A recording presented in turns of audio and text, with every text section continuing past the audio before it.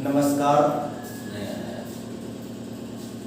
विद्यार्थियों, ये मेरा फिजिक्स का दूसरा लेक्चर है और यहाँ हम लोग डिस्कस करेंगे फिजिक्स के सिलेबस के बारे में चर्चा करेंगे कि कितना नंबर का कौन सा यूनिट होता है, सारी बातों को हम लोग चर्चा करेंगे। तो यहाँ मैंने पहले ही डिफाइन कर दिया, पहले ही लिख दिया है। ये जो सिलेबस है, पूरा सिलेबस है वो फिजिक्स का सिलेबस है और आप लोग चाहिए तो स्क्रीनशॉट इसका ले सकते हैं। तो फिजिक्स का सिलेबस ये सिर्फ और सिर्फ है बिहार बोर्ड के विद्यार्थियों के लिए। तो वैसे विद्यार्थी जो 2021 में एग्जाम देने के लिए जा रहे हैं, ये सीबीएसई विद्यार्थियों के लिए नहीं है, क्योंकि सीबीएसई में 30% सिलेबस को काट दिया गया, उसका रिड्यूस कर दिया गया, 30% सिलेबस को कम कर दिया गया। लेकिन बिहार बोर्ड ने अभी तक ऐसा कुछ नहीं किया। तो आप वह काबे में नहीं है कि किसी ने बोल दिया कि हाँ सिलेबस रिड्यूस हो गया। अगर रिड्यूस होता तो पहले ही उसके साइट पे दे दिया जाता। तो हम लोग देखते हैं कि फिजिक्स में बिहार बोर्ड के सिलेबस में क्या क्या पढ़ने हैं और कौन कौन सा यूनिट है। सबसे पहले हम यूनिट फर्स्ट के बारे में देखेंगे। पहला यूनिट है इलेक्ट्रोस्टैटिक्स। इस इलेक्ट्रोस्टैटिक्स, यहाँ ये जो इलेक्ट्रोस्टैटिक्स स्थिर वैद्युतिकी, इस स्थिर वैद्युतिकी से एग्जाम में कम से कम 8 नंबर के क्वेश्चन पूछे जाएंगे। कम से कम 8 मार्क्स के क्वेश्चन पूछे जाते हैं। लेकिन बिहार बोर्ड ने रखा 8 मार्क्स का, लेकिन इससे प्रत्येक साल क्वेश्चन देखेंगे तो किसी साल 15 नंबर का क्वेश्चन, किसी साल 18 नंबर का क्वेश्चन, 2020 का क्वेश्चन देखेंगे तो यहां से 21 मार्क्स का क्वेश्चन पूछ लिया। लेकिन स्पेसिफाई किया बिहार बोर्ड ने कम से कम इससे क्वेश्चन पूछे जाएंगे तो 8 मार्क्स का क्वेश्चन पूछेंगे। और यहां से 100% है कि एक लॉन्ग क्वेश्चन पूछा जाएगा। 100% गारंटी है, इससे एक लॉन्ग क्वेश्चन पूछा जाएगा। अब आते हैं यूनिट 2 पर। यूनिट 2, इस यूनिट का नाम है इलेक्ट्रिक करंट, विद्युत धारा, और इससे मात्र 7 नंबर का क्वेश्चन बनता है। लेकिन इन दोनों में देखा जाए तो इससे जब 20 से 21 नंबर का क्वेश्चन बनेगा तो इससे जरूर है कि 10 नंबर का क्वेश्चन जरूर बनेगा। अब आते हैं यूनिट 3 पर। इससे कभी 5 नंबर का लॉन्ग क्वेश्चन आता है, कभी नहीं आता है। अब आते हैं यूनिट 3 पर। यूनिट 3 है magnetic effect of electric current, विद्युत धारा का चुंबकीय प्रभाव और मैग्नेटिज्म, चुंबकत्व। इससे भी आते हैं 8 मार्क्स के क्वेश्चन। यानी एक और एक अगर आप पढ़ करके जाते हैं तो 100% 2 लॉन्ग क्वेश्चन आपको मिलने वाला, 100% मिलेगा क्वेश्चन। अब है विद्युत चुंबकीय प्रेरण एवं प्रत्यावर्ती धारा, इलेक्ट्रोमैग्नेटिक इंडक्शन, शॉर्ट में इसको EMI, E for electro, M for magnetic, I for induction. और इसी में एक और पार्ट है अल्टरनेटिंग करंट, प्रत्यावर्ती धारा, और इसी को एक शॉर्टकट में AC कहते हैं। और इससे एग्जाम में 8 मार्क्स का क्वेश्चन आता है। कम से कम इससे 8 मार्क्स पूछा जाएगा, लेकिन 8 मार्क्स से ज्यादा ही होता है। इलेक्ट्रोमैग्नेटिक वेव से, जो कि 5वां यूनिट है, इससे कहा जाता है कि 3 नंबर, लेकिन कभी इससे 1 नंबर तो कभी इससे 2 ही नंबर का क्वेश्चन आता है। तो इससे ज्यादा ध्यान देने वाली बात नहीं है, लेकिन हाँ ये भी इंपॉर्टेंट है, क्योंकि यहाँ से क्वेश्चन जो आते हैं वो काफी आसान क्वेश्चन आते हैं।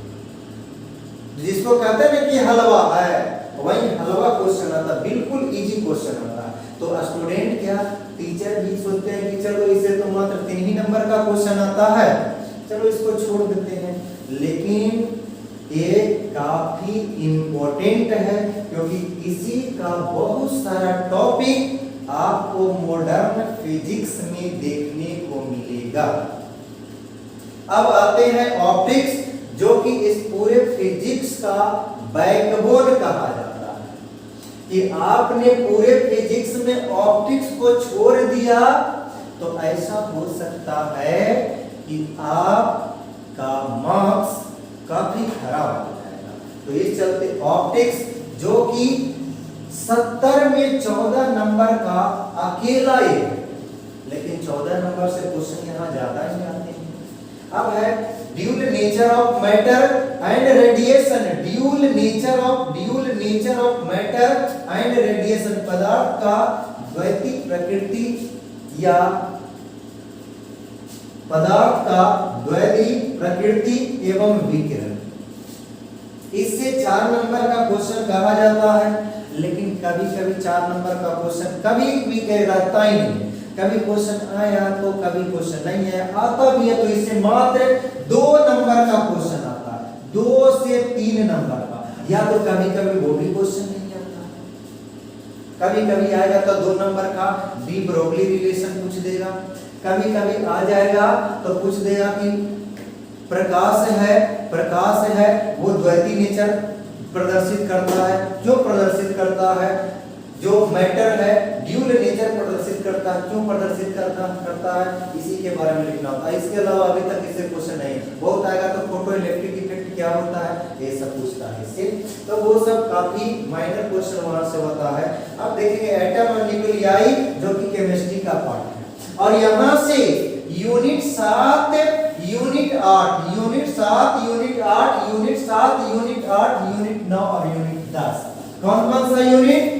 यूनिट 7, यूनिट 8, यूनिट 9 और यूनिट 10, ये चारों का चारों आता है आपका मॉडर्न फिजिक्स। ये चारों आता है मॉडर्न फिजिक्स में। तो मॉडर्न फिजिक्स जो कि आप पढ़ेंगे तो आपको 50% केमिस्ट्री लगेगा, खास करके एटम और न्यूक्लियाई तो समझे 100% केमिस्ट्री का ही पार्ट है। इसी में पढ़ना परमाणु क्या होता है, नाभिक क्या होता है, समस्थानिक क्या होते हैं, समभारी क्या होते हैं, रेडियो सक्रियता क्या होता है, क्यूरी का नियम पढ़ना, इसी में सारे पढ़ना है। और एटम और न्यूक्लियाई से बिहार बोर्ड में मात्र 6 नंबर का क्वेश्चन, जो कि 6 नंबर का नहीं बल्कि उससे कम ही मार्क्स का क्वेश्चन, उससे ज्यादा नहीं बल्कि उससे कम ही मार्क्स का क्वेश्चन रहेगा। तो एटम और न्यूक्लियाई, लेकिन हाँ ऑब्जेक्टिव के लिए बहुत काफी इंपॉर्टेंट है। अब आते हैं इलेक्ट्रॉनिक डिवाइस, ये 7 नंबर का क्वेश्चन आता है इससे, लेकिन लॉन्ग क्वेश्चन 100% यहां से एक रहेगा। एक लॉन्ग क्वेश्चन यहां से रहेगा, 100% रहेगा। इसमें पढ़ना है कि लॉजिक गेट क्या है, जैसे and gate, or gate, nor gate, not gate, X or gate, X nor gate, Boolean, व्यंजक, ये सारे के सारे पढ़ने हैं विद्युतीय यंत्र से। तो यहां से 100% आपका क्वेश्चन बनेगा, एक लॉन्ग क्वेश्चन, 2 नंबर का क्वेश्चन, और ऑब्जेक्टिव कम से कम 3 से 4 ऑब्जेक्टिव तो यहीं से आ जाएगा आपको। अब आते हैं संचार तंत्र, संचार व्यवस्था, कम्युनिकेशन सिस्टम। कम्युनिकेशन सिस्टम में ऑब्जेक्टिव एक रहता है, 100% रहेगा, जो कि 2 ही दिन रहता है। या तो पूछ देगा टीवी के लिए, टीवी के लिए आवृत्ति परास कितना होता है, या 2 टावर दे देगा, 2 टावर के बीच में 2 टावर के बीच का डिस्टेंस पूछेगा, उससे रिलेशन टावर की हाइट दे दी गई रहेगी, टावर की हाइट दिया हुआ रहेगा, और डिस्टेंस पूछेगा आपसे कि कितनी होनी चाहिए, रिसीवर के लिए कितनी होनी चाहिए, और सेंडिंग सिग्नल के लिए टावर की हाइट कितनी होनी चाहिए, 2 टावर के बीच का डिस्टेंस कितना होना चाहिए। तो सारा क्वेश्चन यहीं से बनते हैं। यहीं से आता मॉड्यूलेशन क्या है और डीमॉड्यूलेशन क्या है, यहीं से मॉडर्न क्या है। अब तो मॉडर्न का जमाना है भी नहीं, अब मॉडर्न के लिए अब मोबाइल से लोग कनेक्ट कर लेते हैं, लेकिन हमारे समय में मॉडेम आता था। और मॉडेम ऐसा रहता है जो सिग्नल को मॉड्यूलेट करने के लिए या सिग्नल को डीमॉड्यूलेट करने के लिए। मॉड्यूलेशन का मतलब होता है या तो निम्न आवृत्ति का कोई सिग्नल है, लो फ्रीक्वेंसी का सिग्नल है उसको हाई सिग्नल में बदलने के लिए जिस डिवाइस का उपयोग करते हैं वो मॉडम कहलाता है और प्रक्रिया कहलाता है मॉड्यूलेशन। और हाई फ्रीक्वेंसी के सिग्नल को लो फ्रीक्वेंसी के सिग्नल में बदलने के लिए जो क्वालिटी के सिग्नल में बदलने की प्रक्रिया वो कहलाता है डीमॉड्यूलेशन, यानी मॉड्यूलेशन डीमॉड्यूलेशन की उल्टी प्रक्रिया है, ये बिल्कुल विपरीत प्रक्रिया है। तो यहाँ से मात्र 5 नंबर का कहा जाता है ना वाला, इससे मात्र आपका मात्र 2 से 3 नंबर का क्वेश्चन पूछा जाएगा।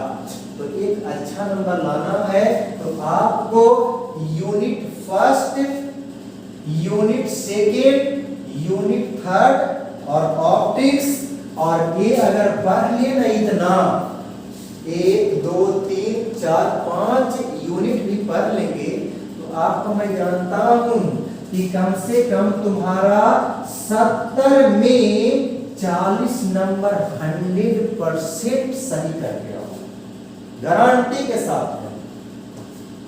तो ये था सिलेबस जो कि नए पैटर्न पर आधारित था और आप लोग है कि माइंड से निकाल दें कि कोई भी टॉपिक कोई भी यूनिट को रिड्यूस किया गया।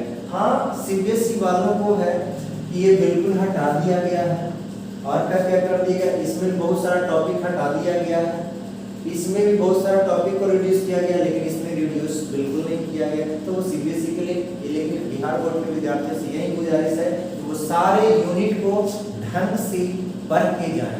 अभी 2 महीना का समय है, 2 महीना में इतनी मेहनत कर लें, इतनी मेहनत कर लें कि बाद में पछताने का मौका आपको नहीं मिले, क्योंकि यही जो 2 महीना का समय ही आपको जिंदगी भर याद दिलाएगा।